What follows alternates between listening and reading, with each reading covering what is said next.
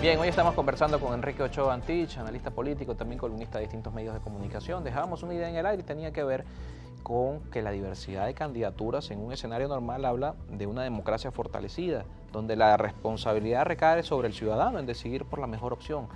¿Qué hace diferente a Venezuela respecto a esto? Porque si bien los partidos hoy no pueden ponerse de acuerdo también lo vamos a conversar, ¿por qué la oposición hoy no es la oposición y no las oposiciones? Pero ¿cuál es la diferencia de Venezuela con el resto de los países donde más candidatos significa democracia y en Venezuela significa división? Sí, bueno, ahí está Alemania, por ejemplo, que el que está encargado de formar gobierno tiene 25%, creo que obtuvo el Partido Socialdemócrata.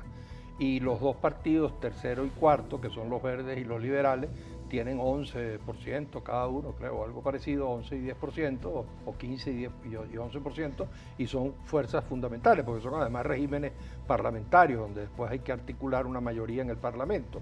Eso es verdad, digamos que, pero lamentablemente aquí yo creo que una de las cosas que ha perturbado, y yo se lo digo mucho a mis amigos que están en el gobierno, yo tengo buenos amigos en el gobierno y no los voy a dejar de tener, a los amigos de la oposición extremista que me fusilan a cada rato en el paredón del extremismo de la oposición, no los voy a dejar de tener porque me parece que es muy importante tener abiertos los canales de comunicación con todos los sectores políticos.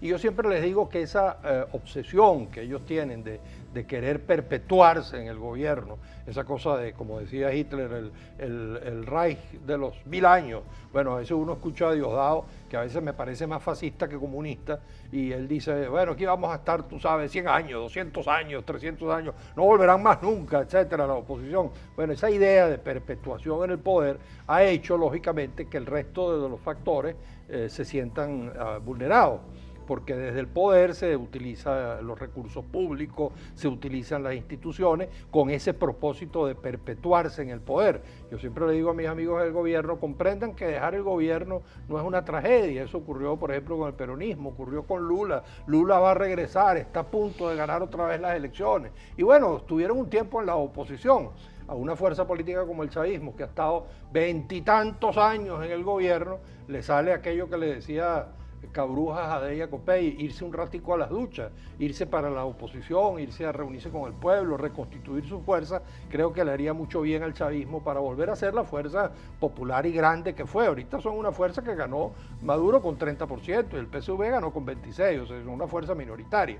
Ahora, como tú dices, lo normal sería que la pluralidad fuese positiva y en cierta forma hay algo que yo rescataría a pesar de este problema que te digo.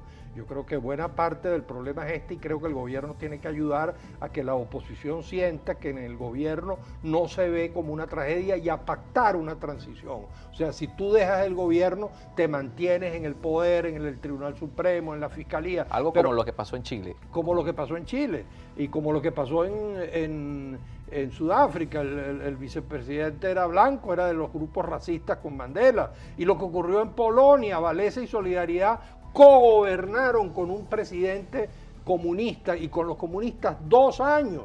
Y lo que tenían ellos era el primer ministro y el presidente jefe de las Fuerzas Armadas, el ministro del Interior, etcétera, eran comunistas y cogobernaron.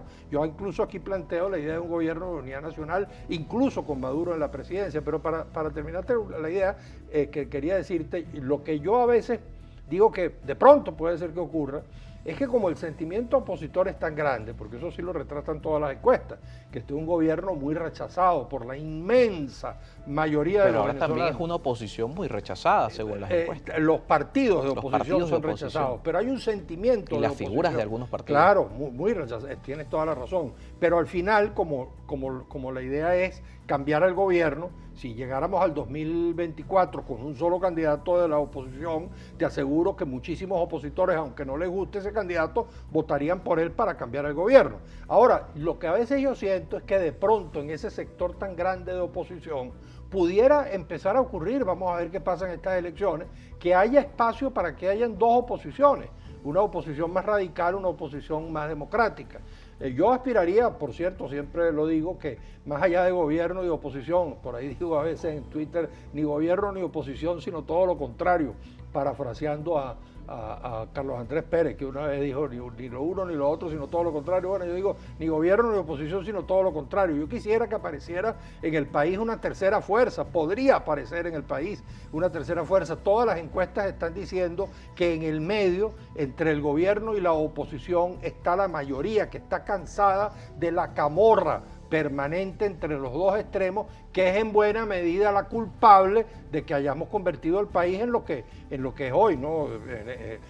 Dos extremos en batalla han convertido al país que en un campo de guerra, y como todo campo de guerra está devastado el país, ¿no? Antes de pasar al tema de la oposición, mencionaba esa posibilidad de una transición, de la coexistencia entre las fuerzas políticas, y cómo coexistir, esto por supuesto para la oposición, cómo coexistir con un gobierno que está denunciado en la Corte Penal Internacional, que las figuras principales del gobierno están denunciadas por el gobierno de los Estados Unidos de patrocinadores del terrorismo.